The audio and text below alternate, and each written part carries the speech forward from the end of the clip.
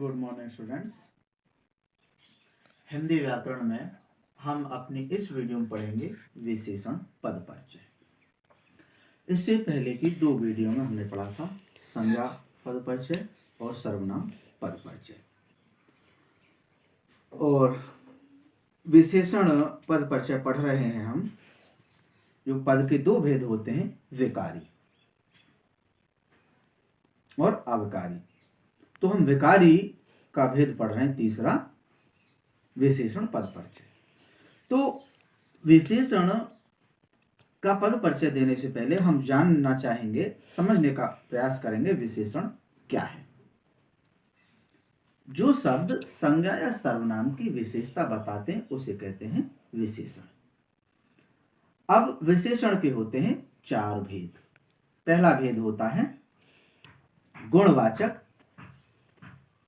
विशेषण। पहला भेद कौन सा है? गुणवाचक विशेषण। गुणवाचक विशेषण क्या है? संज्ञा के किसी रूप, रंग, आकार, दशा, स्वभाव, अवस्था। संज्ञा के किसी रूप, रंग, गुण, आकार, दशा, अवस्था, स्वभाव आदि को बताने वाले विशेषण कहे जाते हैं गुणवाचक विशेषण। जैसे यह सुंदर लड़का है तो यह सुंदर विशेषण है। वह बुरी लड़की है तो वह बुरी विशेषण है। काली बिल्ली दूध पीती है तो काली विशेषण है। दूसरा भेद है इसका संख्यावाचक विशेषण। संज्ञा शब्द की विशेषता को प्रकट करने वाले विशेषण। संज्ञा शब्द की विशेषता बताने वाले विशेषण कहे जाते हैं संख्यावाचक। संज्ञा शब्द की संख्या को प्रकट करने वाले शब्द कहे जाते हैं संख्यावाचक विशेषण। जैसे 2 पुस्तकें, 5 पंच,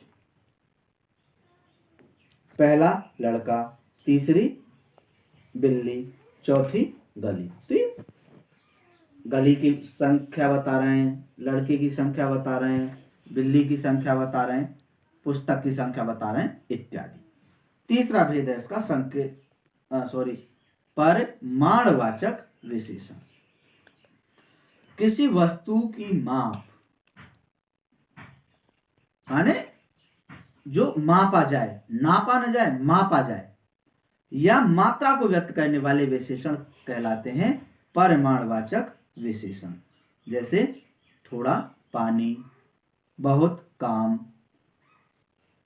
2 किलो आम, 5 मीटर कपड़ा। तो यहां 5, 2, बहुत, थोड़ा, ये परिमाणवाचक विशेषण है। और चौथा विशेषण है संकेतवाचक विशेषण। इस संकेतवाचक विशेषण को सार्वनामिक विशेषण भी कहते हैं। सार्वनामिक विशेषण किसी संज्ञा की ओर संकेत करने वाले सर्वनाम। किसी संज्ञा की ओर संकेत करने वाले सर्वनाम संकेतवाचक विशेषण कहलाते हैं। जैसे यह बच्चा, तो इसमें यह सार्वनामिक विशेषण है। वह पक्षी, तो इसमें वह सार्वनामिक विशेषण है। ये पुस्तकें, इसमें ये सार्वनामिक विशेषण है। कोई आदमी, इसमें कोई सार्वनामिक विशेषण है। जो बात, इसमें जो सार्वनामिक या संकेतवाचक विशेषण है।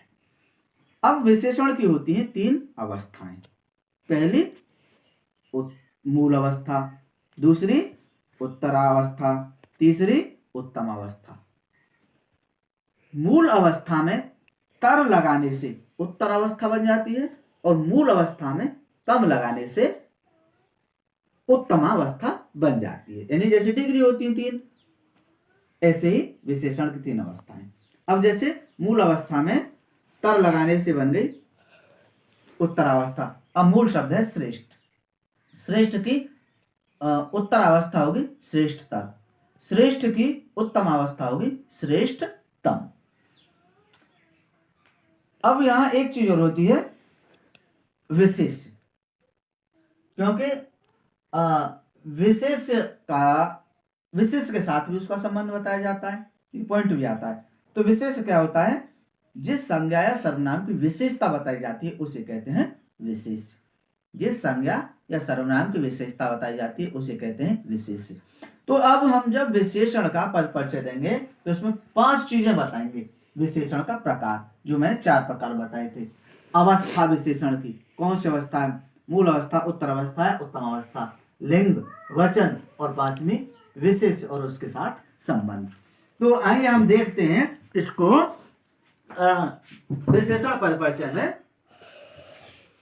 एक वाक्य है, 3 दिन बाद वह चौथी कक्षा में आया। 3 दिन बाद वह चौथी कक्षा में आया, तो इसमें विशेषण 2 हैं, 3 और चौथी।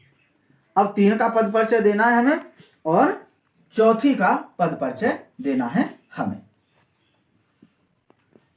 तो इसमें पहला है विशेषण का प्रकार। तो संख्यावाचक विशेषण है, संख्या का बोध करा रहा है। दूसरा है अवस्था। अवस्था कोई नहीं है, ठीक। लिंग 3, पुल्लिंग है। लिंग कौन सा है? पुल्लिंग। वचन कौन सा है? बहुवचन।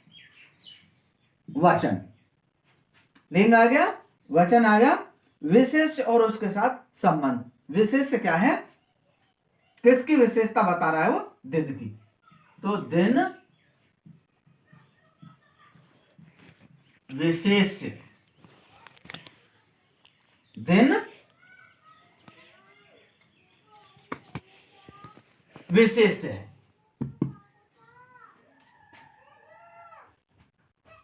अब दूसरा है चौथी। चौथी भी संख्यावाचक विशेषण है। दिन कौन सा विशेषण है? संख्यावाचक विशेषण। अब जो लिंग है वो लिंग है स्त्रीलिंग। वचन बहुवचन है। वचन कौन सा है? बहुवचन। और विशेष क्या है? इसकी विशेषता बता रहा है कक्षा की। कक्षा इसका विशेष्य है। तो विशेषण का पद परिचय जब हम देंगे तो विशेष का प्रकार बताएंगे, विशेषण का प्रकार बताएंगे, अवस्था बताएंगे, लिंग, वचन और विशेष और उसके साथ संबंध बताएंगे। अब यहाँ 3 संख्यावाचक विशेषण है, पुल्लिंग है, बहुवचन है और दिन की विशेषता बता रहा है, इसलिए दिन विशेष है। चौथी संख्यावाचक विशेषण है, स्त्रीलिंग है, बहुवचन है और कक्षा की विशेषता बता रहा है, इसलिए कक्षा इसका विशेष है। Thank you.